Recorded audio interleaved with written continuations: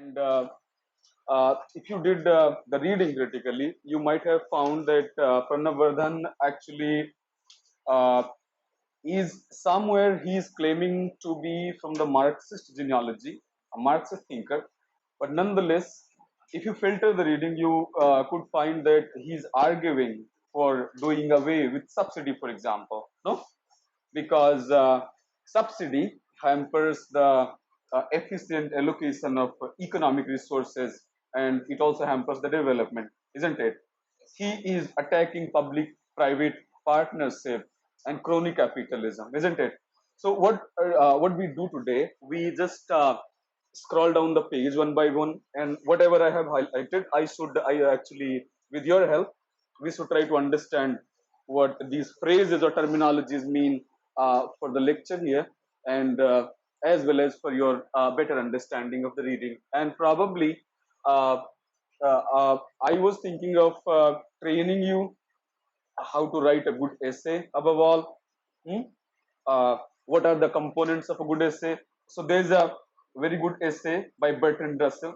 Bertrand Russell is a political philosopher from UK, son of Lord John Russell. And after John Stuart Mill, Bertrand Russell is thought to be the best writer of English prose, that is simplified prose, which you could understand. So before you attempt your assignment, I'll be taking a class on academic writing. All right, how do we write a good essay? Okay, yeah. But today we will focus on the reading. We will continue from the 4 classes we were referring to in the previous reading, and we will start from there only. So if you focused on the reading, Pranab Bardhan is saying that Indian elite class is a heterogeneous class, that is, it is divided. And uh, to put it in simplified manner, I also told you that what are the fault lines, what are the concrete examples which actually divide the elites. So I told you sometimes it's religion, sometimes it's region, at other times it's caste, creed, ethnicity, language, and so on and so forth. No, so they cannot come together. So in the reading also you could find the word impasse he is referring to. So benign neglect he's highlighting in the reading and saying that my reading, that is political economy of development in India, was not well received because people did not know about my book, and they were not impressed by the work. Benign neglect here refers to neglecting something uh, in a good way, in the sense that it doesn't make much sense. It is they're indifferent to it. No, so uh, uh, starting from there only, and you know why I prescribed you this reading, because this is 2020 reading, the most updated version of an essay on the political economy of India by Pranab Bardhan. Pranab Bardhan needs no introduction, of course. You know, it's a very famous person, worked with the Prime Minister of India, Chief Economic Advisor, worked with the World Bank also. No, so this guy is quite famous, well established and connected. So so he says, as far as the word, you understood what is collective action problem, isn't it? I try to explain it to you guys. Game theory and collective action dilemma. That is, when people are of different mind and of different interest, they tend to uh, face obstacle uh, in achieving a particular goal, finishing a task, or getting a particular decision. So it says that organizing collective action still remains a problem in the Indian context, and it is as peculiar and good as it was in 1983. That is almost 40 years ago. So it sustains the thesis and says that one of the problems in the Indian state with respect to the political economy of development. So, political economy of development we are discussing. If you looked at the syllabus, by the way, so the third last unit, I think, is uh, uh, strategies of development in the modern India. No, 5 lectures. So we are covering actually the third last unit and the first unit together.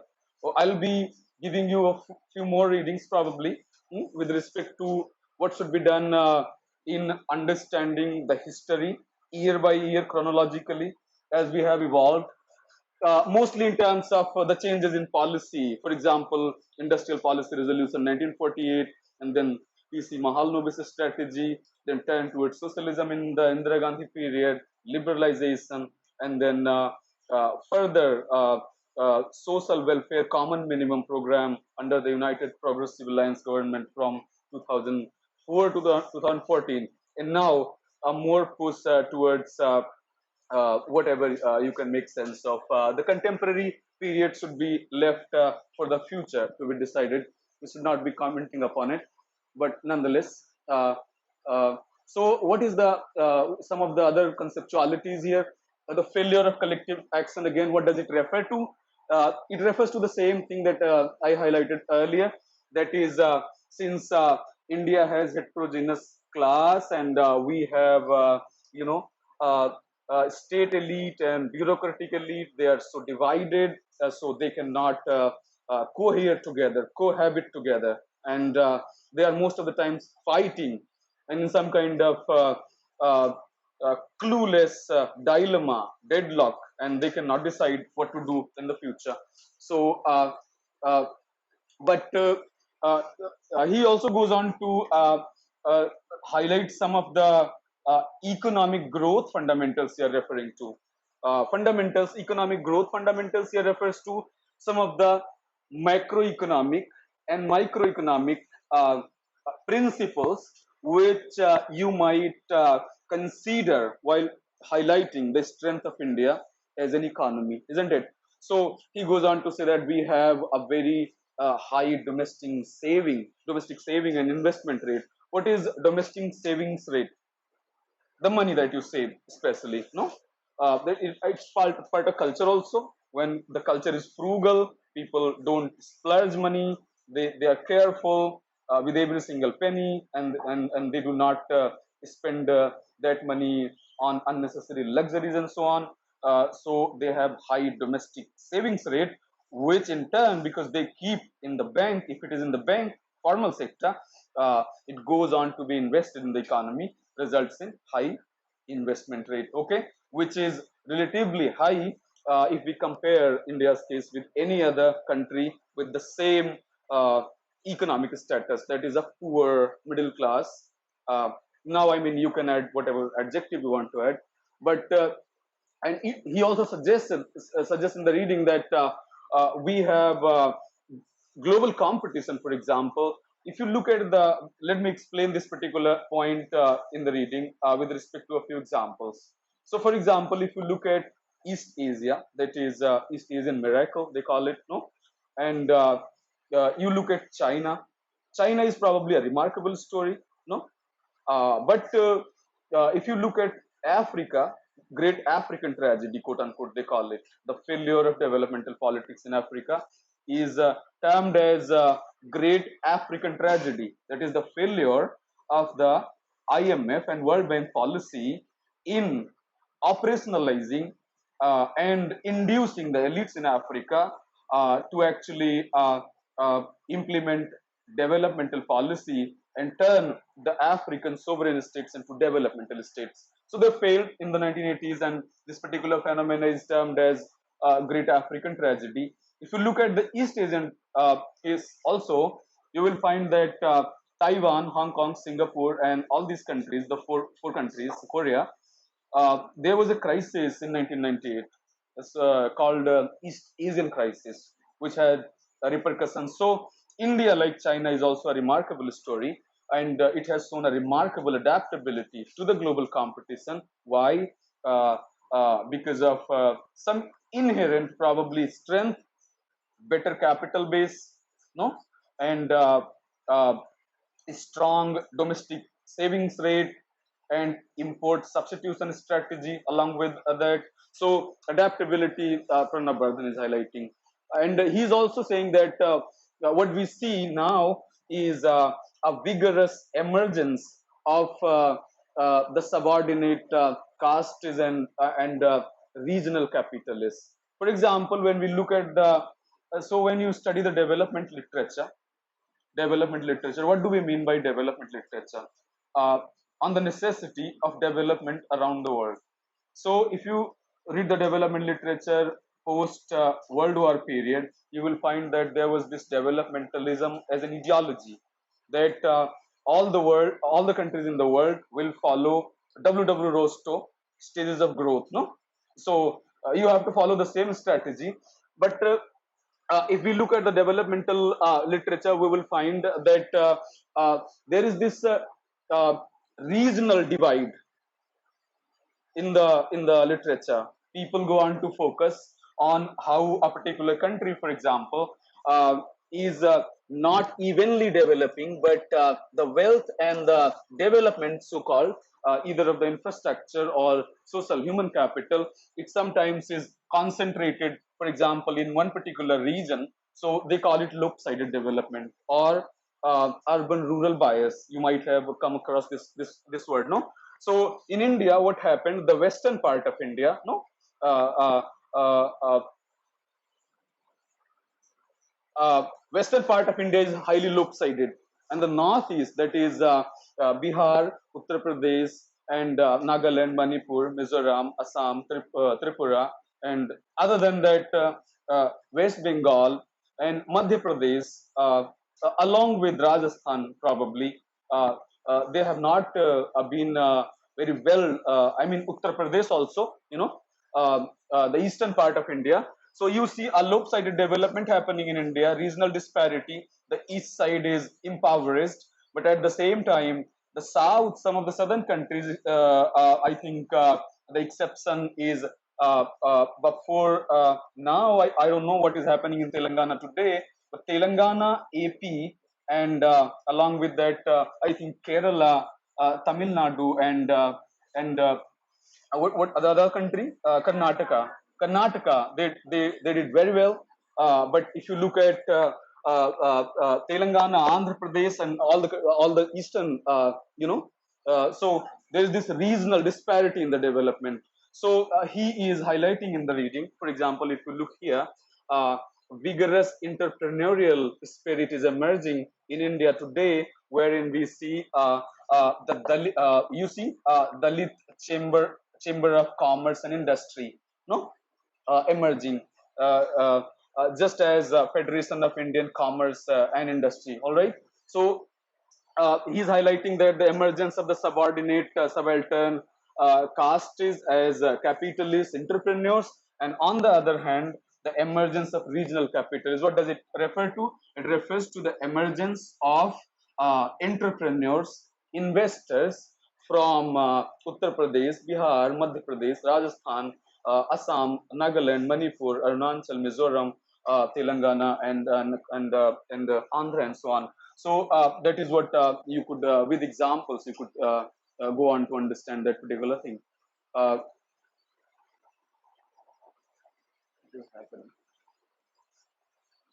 so the other strength, the fourth, he is highlighting that despite the robust economic growth of recent years, a major and major, what is the page number? Is it the same? All right.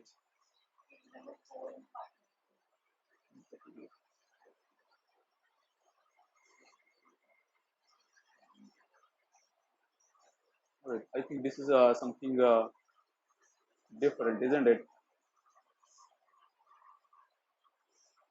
Oh, so that's better. So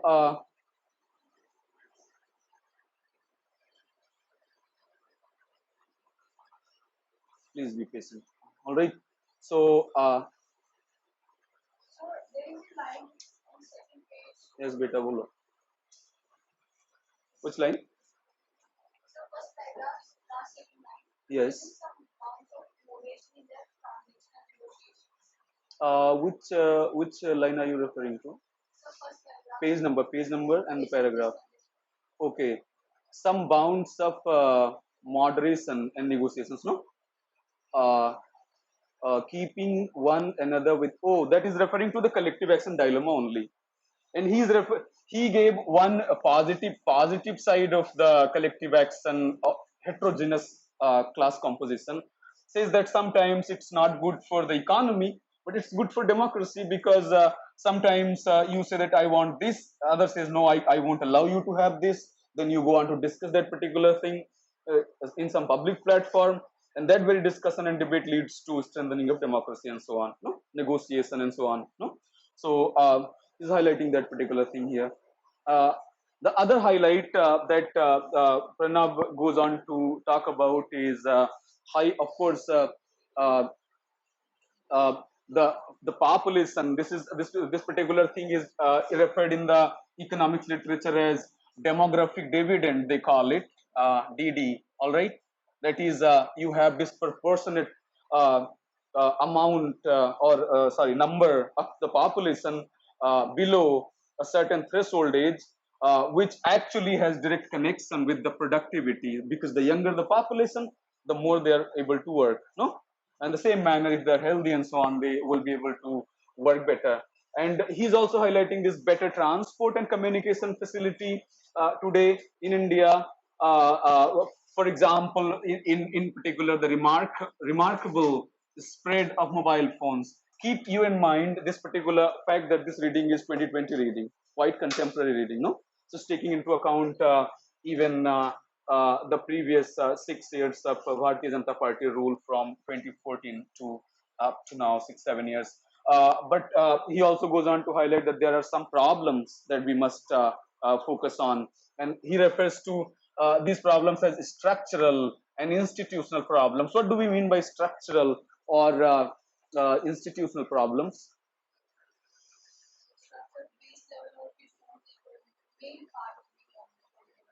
Yes.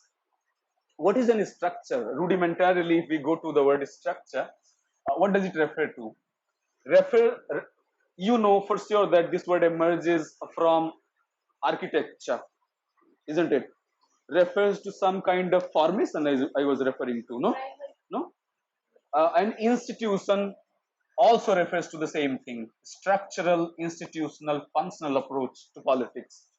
Uh, so, for example, uh, what is the structure of institution is the rule actually which governs the composition and the organization of the institution and the people who compose the institution, no. So the design here refers is prominent. Structure actually refers to the design of the institution. If the design of the institution, for example, is flawed, for example, if you have a, national stock exchange, and who is the regulator? SEBI is the regulator, isn't it? If you have a flawed regulator of the national stock exchange, who is not accountable to the people ultimately, but to somebody else, some godman or something, no, sitting somewhere else. So you will not be able to actually expect. You should rationally, you cannot expect optimum outcome, isn't it? Because of the opaqueness. So refers to the composition and organization of the institution here. So goes on to highlight some of the structural problems. So he says that the social infrastructure still remains weak, number one, and the public-private partnership, which was harbinger of hope for many people. Many people thought that, of course, let us take a step back and think about it. People tend to think that we can approach the politics of development in two ways. One is to let the state control the politics of development, and the other one is to let the general uh, individual private person motivated by profit rule the developmental politics. No, so uh, the deadlock was resolved by this particular terminology, this particular phrase, public-private partnership. That is the individual and the government coming together in some kind of 50-50 negotiation, and giving a solution to the dilemma, either market or the state, no, either market or the state dilemma being resolved here. So public-private partnership. But Pranab Bardhan is saying that this particular harbinger and this particular phenomena, which was too much praised and glorified, has not been very good, because it is saddled with problems of, number one, mismanagement, number two, uh, debt equity ratio refers to actually how much money you borrow from the bank and how much property do you create on the ground. No, for example, giving a particular contract from National Highways Authority of India to a particular person, and then go on to check the quality of the routes and so on. And opportunistic renegotiation refers to, for example, when you go on to uh, uh, uh, implement a particular project and you have a cost overrun, they call it. No, so what you do, you go to the ministry, you complain and you say that because I'm not able to manage this particular project at the initial allocation amount, so please I want to renegotiate the whole thing, isn't it? So uh, non-transparent regulation also and corruption, as well as bad loan recently in news. What is a bad loan? Bad loan refers to a loan for which neither the interest nor any fraction of the principal is paid continuously for how many days? 90 days. Okay. So other than that, of course, books of the public bank where the loan is written, and the lobby I explained to you, corporate lobby. So you see, public-private partnership, if it comes in the exam, has problems, and problems you need to highlight. And what are those problems? Number one, mismanaged. Number two, debt equity, high debt equity ratio, renegotiation, non-transparency, corruption, bad loan, and ruining the books of the public banks, isn't it? So, other than that, this the crossfire between the corporate lobbies and social activists as well as judiciary. So, for example, from 1981, guys, if you have been reading the newspaper and the politics of India with interest, you see this proliferation of public interest litigation, PIL they call it. No, so what is a PIL? PIL is it refers terminologically, etymologically, it defines itself public interest litigation. I, you, or anybody as a private person can approach the court. The court looks at the matter and then it takes the responsibility of moving ahead with the litigation, taking suo motu cognizance, and you are freed as a friend of the court and you have no liability. The court takes the responsibility. So we see that since 1980s we have this proliferation of actually public interest litigation, which sometimes delays the projects and so on. But who does that? The social activists, isn't it? They go on to have the information with now with the help of the RTI Act 2005. When they get the information, they put to court, isn't it? So that is how it works. Uh, so uh, uh, so we have this corporate lobby. I told you lobby in here refers to the lobby in the parliament, wherein corporates, for example, Vijay Mallya used to be a member of the Rajya Sabha, if you remember. No? In the same manner, you have a lot of crony capitalists in the lobby of the Rajya Sabha. And that particular thing, when they implement their policies, they influence the legislation. That particular thing is called corporate lobbying. No, so they actually vitiate some of the purposes of the developmental state because they want to use the state institutions for personal profit, isn't it? So, sorry, political parties only. You look at the composition of the political parties, you will find that, of course, here we will not harbor hatred against anybody. No, uh, yes, rent seeking a word came, and I was very wary, did not explain it to you. No, but here it comes. The word rent seeking. What does it mean? Public private partnership, PPP, and the problem of rent seeking, which is not highlighted here, but is one of the most prominent, even above all the problems highlighted by Pranab Bardhan. What is rent seeking? Rent seeking refers to cut. Simple vocabulary. No, I want my cut. They call it. No, So, for example, I'll give you that award, the contract I will award you, a particular district magistrate will award a particular contract to a particular mafia uh, uh, in quid pro quo. That is, the 10% comes to me, 10% goes to you, isn't it? So that is rent seeking.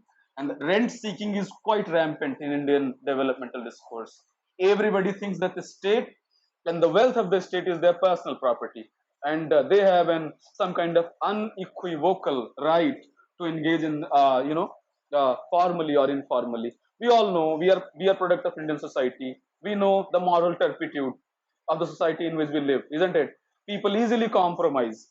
People easily, especially the charm of wealth and the gold. Who is not enamored and laid flat to the sway of the gold, isn't it? So ultimately, you have to be very, very careful about it. So uh, uh, the problems. The first one was the infrastructure problem with respect to the public-private partnership and how it has not been working very well. It has been thought to be a model public-private partnership. If you want some contemporary examples, of course, I'm stuck here, but I'll give, no problem. So you have see this privatization right now. Be careful, okay? Right now, the discourse continues. Privatization of the rail discourse going on, especially catering and so on. Now PPP, no, IRCTC is a private limited company. The ports, for example, Adani Port Trust acquiring the ports across India, isn't it? And sorry, Air India now goes to Tata, isn't it? So we as the people of India, we have no interest in what Tata or Adani does, isn't it? We have the interest in the state because state is a republican state. We compose the state, no? If the state is wealthy, Indian people are wealthy.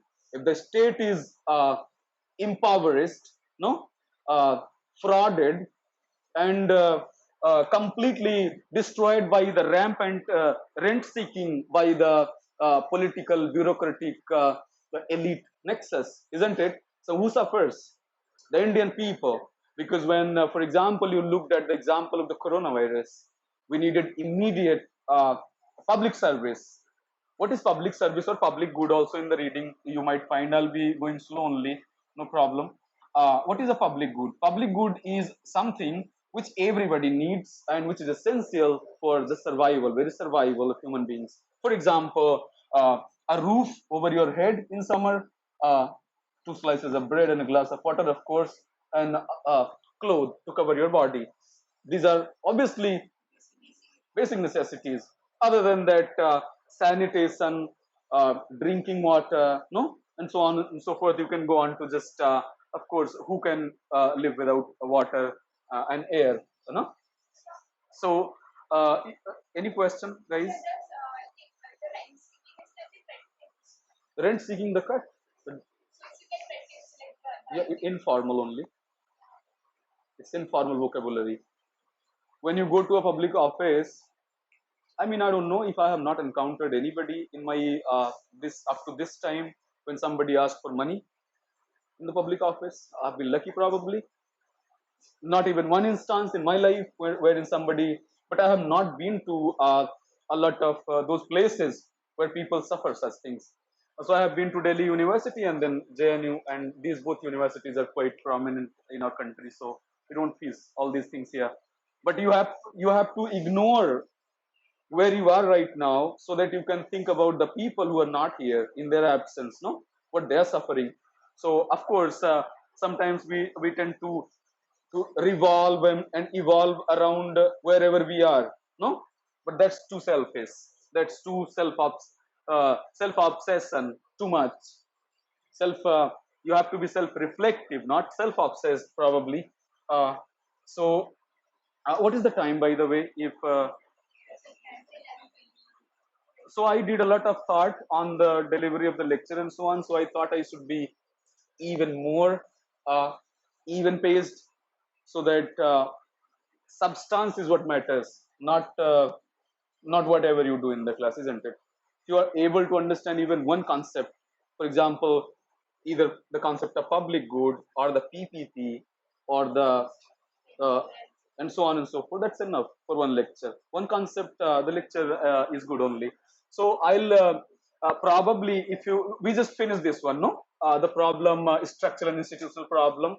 Referring to the infrastructure, the PPP is a failed project. Why? The problem he highlights. And then secondary education is poor, not accessible, especially to the poor and the underprivileged, the subordinated and the subaltern. No, the conceptuality, the vocabulary is quite important in the literature because why are words important? Any particular thought about words? Why do we need to learn concepts and words? Uh, yes, that's close. I think analysis and understanding, expression, analysis, understanding, cognition, concepts. When you learn a particular word, again I'll come back to Karl Marx, isn't it? Referring to the word, what he says, and that is where I will end the lecture probably, says that words denote something, quote unquote.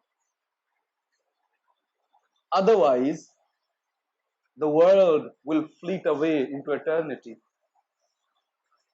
isn't it? You will not be able to make sense of anything, whatever is happening around you. If you're not able to conceptualize it with the use or invention, probably, of powerful creative vocabulary, you will not be able to capture the complex reality which surrounds you, and it will forever fleet away, go away, fade away in the background, and unnoticed, isn't it?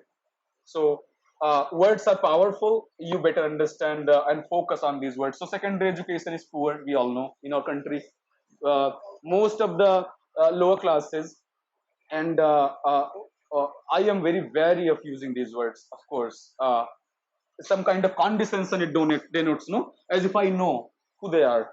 Of course, I don't know. I'm here. How can I know them? And anyways, how can I know anything at all? No. So the classes which are dispossessed, dispropertied, no, expropriated, they do not have uh, education is a luxury, of course, you know it, no, it's not a privilege, especially in our context. You are very privileged, all of you, to be able to be given this opportunity to be studying here in one of the uh, what they call it, I mean, elite colleges or liberal bourgeois arts colleges in the heart of Delhi. So, but you should be utilizing that particular opportunity given to you very carefully. Uh, uh, the same argument continues. The third argument that the average quality of school and college education is not sufficient for employable skills. That is, they do not impart proper skills which can actually enable you to be uh, enable you and to make you capable to be able to participate in the global uh, market, isn't it? So third, I think a few more things probably here. So I'll cover the 4 and 5. Uh, the same argument continues in the fourth one, that our uh, uh, public health and sanitation is poor even in comparison to some of the African countries. What is the footnote, by the way? What is he saying in the footnote? I could not read it. So he says that according to Human Development Index is released by UNDP, okay, HDI, the deaths of children under age 5 due to unsafe water, uh,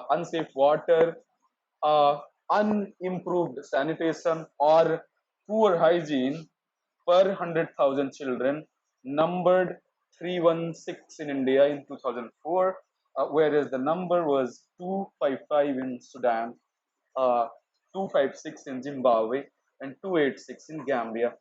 No? So we are doing child mortality, what do they call it? Infant mortality rate, no? IMR, CMR, and MMR, quite good indicators of the public health system in a particular country. If you want to understand the public health system of any particular country, focus on these indicators. They will tell you the whole thing, or less or more the broader, So, uh, what was the fifth point? Environmental degradation, of course, in any discourse, because of the over exploitation, I was hinting, of the earth and the resources, and appropriation of the earth resources by the powerful and the wealthy, so that they can go on to have one house in London, other in somewhere else, empty houses, ghost riders, isn't it? And while at the same time, the majority of the population remains dispossessed and in perpetual necessity and want, isn't it? So you will be very careful, I'm sure, while you are doing the reading, word by word. You will be careful, and will be probably, if this format is making sense to you, we'll continue with this format. Okay. Uh, so that if something is too dazzling and it just takes away your attention from the substance, which I don't want to do, isn't it? Should be black and white only. Uh,